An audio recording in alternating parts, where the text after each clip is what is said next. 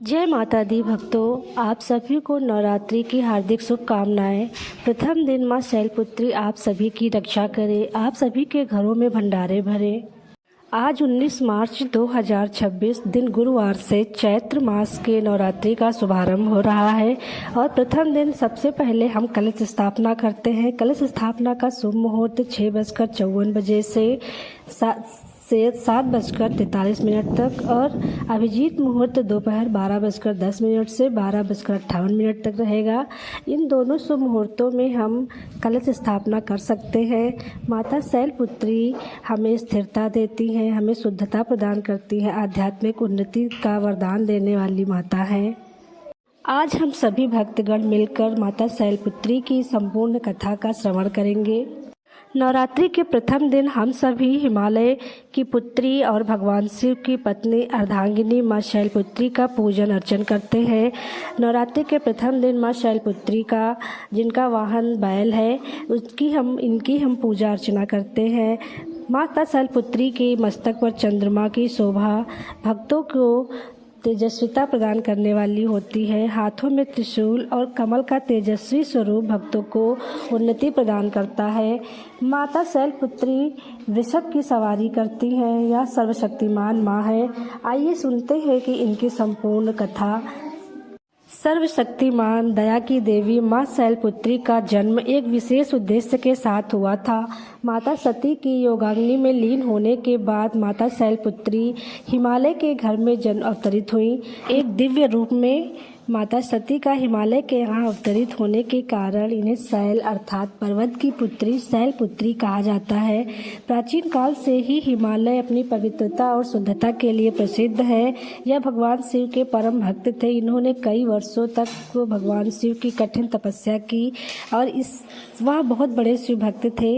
एक दिन नारद मुनि ने बताया कि हे हिमालय, तुम्हारे यहाँ माँ भगवती साक्षात अवतरित होने वाली है। यह सुनकर हिमालय माता भगवती की कठोर तपस्या में लीन हो गए और एक दिन स्वप्न में माता भगवती ने हिमालय को दर्शन दिए और कहा कि मैं स्वयं तुम्हारी पुत्री के रूप में तुम्हारे घर में जन्म लूँगी। इसके बाद समय बीतता गया। माता हिमालय की पत्नी भी माता भगवती की पूजा अर्चना बहुत ही निष्ठा के साथ किया। शैलपुत्री के जन्म के बाद बाल्यकाल से ही वह बहुत ही अद्भुत और दिव्य थी। माता शैलपुत्री के जन्म के बाद से संपूर्ण राज्य में सुख समृद्धि की लहर दौड़ गई। पूरा राज्य सुख समृद्धि धन वैभव से युक्त हो गया।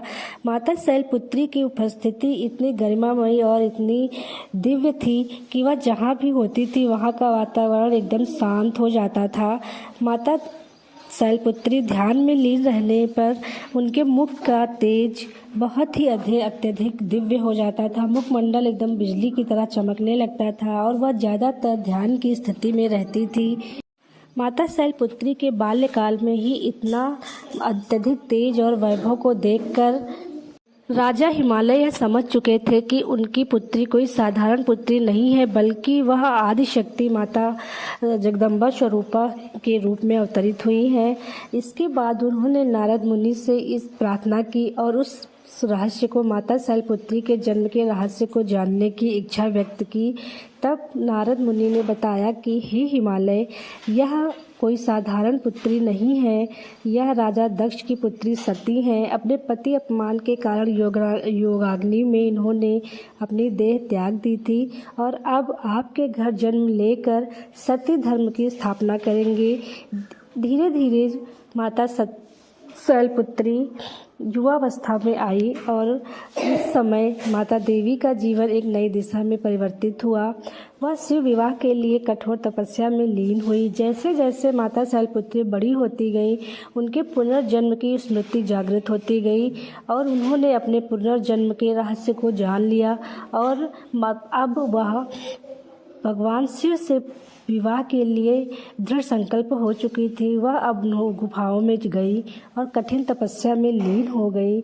आगे चलकर इनका शिव विवाह हुआ और इस प्रकार कठिन तपस्या करते हुए जंगलों में जीवन व्यतीत करते हुए उन्होंने कठोर ब्रह्मचर्य का पालन किया, फल फूल पर जो है अपना जीवन व्यतीत किया और कभी कभी तो पत्तों पर भी अपना जीवन यापन किया। इसीलिए माता शैलपुत्री को अपर्णा कहा गया।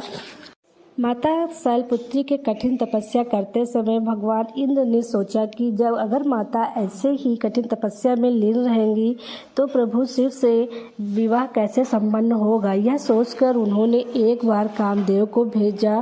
कामदेव ने अपने मोहिनी बाणों का इस्तेमाल भी किया, लेकिन माता शैलपुत्री अपनी तपस्या पे अडिग रही। इसके बाद एक बार शिव भगवान ने ब्राह्मण रूप में देवी के तपोबल को जानने के लिए गुफा पे अवतरित हुए। ब्राह्मण को देखकर माता शैलपुत्री उन्हें अपने तपोबल से पहचान गई और ब्राह्मण ने पूछा कि हे देवी, तुम कौन हो और तुम यहाँ पर क्या कर रही हो। तब फिर उस समय माता शैलपुत्री ने ब्राह्मण से कहा कि मैं आपकी पत्नी सती हूँ, मैं पूर्व जन्म में आपकी पत्नी थी और अनंत जन्मों तक तपस्या करके मैं आपसे विवाह करने की मनसा रखती हूँ। इस प्रकार भगवान शिव की स्वीकृति के बाद संपूर्ण संसार में हर्ष उल्लास का माहौल छा गया। सारी सृष्टि आनंदित हो गई और हिमालय ने भी अत्यंत हर्षोल्लास से विधि पूर्वक माता शैलपुत्री का विवाह भगवान शिव से कराया। एक बार भगवान शिव ने नंदी को आदेश दिया कि नंदी, मैं साधना में लीन होने जा रहा हूँ, इसलिए तुम्हारी माता जो तपस्या कर रही है उसमें कोई विघ्न न आने पाए। भगवान शिव की बात सुनकर नंदी माता रानी के गुफा के बाहर पहरा देने लगा। एक बार एक असुर वेश बदलकर नंदी के पास आया, किंतु नंदी ने उसे पहचान लिया और असुर का सामना करते हुए उसे परास्त किया। शैलपुत्री को जब यह पता चला तब उन्होंने प्रसन्न होकर नंदी को वरदान दिया कि हे नंदी, जो मेरी पूजा करेगा वह मेरे साथ तुम्हारी भी पूजा करेगा, तुम हमेशा मेरे साथ रहोगे। इसीलिए नंदी की पूजा अर्चना करने से शिव शक्ति की विशेष कृपा मिलती है। इसके बाद माता शैलपुत्री धैर्य की देवी हैं।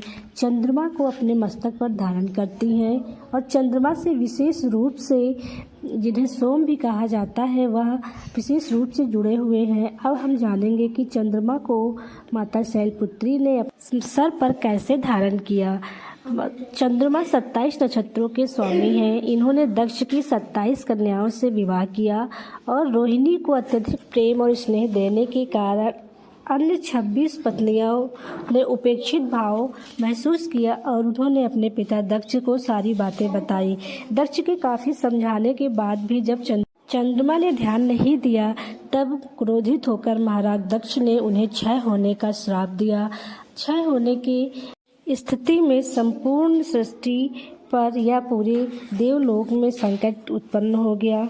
सब देवताओं से सहायता करने के बाद भी कोई समाधान नहीं हुआ। तब चंद्रमा कैलाश पर्वत पर आकर उन्होंने कठिन तपस्या की और ओम नमः शिवाय का जाप किया। ओम नमः शिवाय के जाप से प्रसन्न होकर माता शैलपुत्री ने भगवान शिव से आग्रह किया कि हे प्रभु, चंद्रमा की इस स्थिति को धीरे धीरे लुप्त होने की, क्षय होने के श्राप को कैसे नियंत्रित किया जा सकता है। तब भगवान शिव ने कहा कि हे चंद्रमा, तुम्हारी यह स्थिति तुम्हारे ही कर्मों का फल है, लेकिन इसका समाधान तो नहीं, पर तुम नियंत्रित हो सकते हो।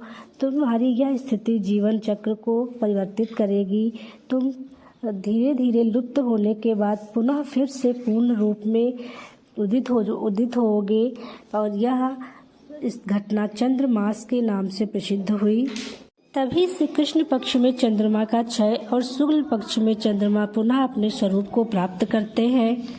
तभी से सोमवार यानी चंद्रवार को भगवान शिव शक्ति की पूजा का विशेष महत्व है। इस भगवान चंद्रमा ने भगवान शिव से प्रार्थना की कि हे प्रभु, मेरी भक्ति को आप अमर कर दीजिए। तब शिव जी ने कहा कि हे चंद्रमा, तुमने जिस स्थान पर बैठकर तपस्या की है वह स्थान सोमनाथ के नाम से प्रसिद्ध होगा और मेरा प्रथम ज्योतिर्लिंग वहीं पर स्थापित होगा। यहाँ आने वाले समस्त भक्तों की समस्त दुखों का नाश होगा, समस्त पापों का नाश होगा। और शैलपुत्री ने भी आशीर्वाद दिया कि यहाँ पर इस धाम पर जो भी श्रद्धालु अपनी कोई भी परेशानी या मनोकामना लेकर आएगा तो वह खाली हाथ नहीं जाएगा। तभी से भगवान चंद्रमा को भगवान शिव ने अपने मस्तक पर धारण किया और माता शैलपुत्री ने अपने मस्तक पर धारण किया। भक्तों, ये थी माता शैलपुत्री की व्रत कथा। प्रथम दिन माता शैलपुत्री का पूजन। जो भी भक्त पूरी श्रद्धा भाव से करता है उसकी सभी मनोकामनाएं पूर्ण होती हैं।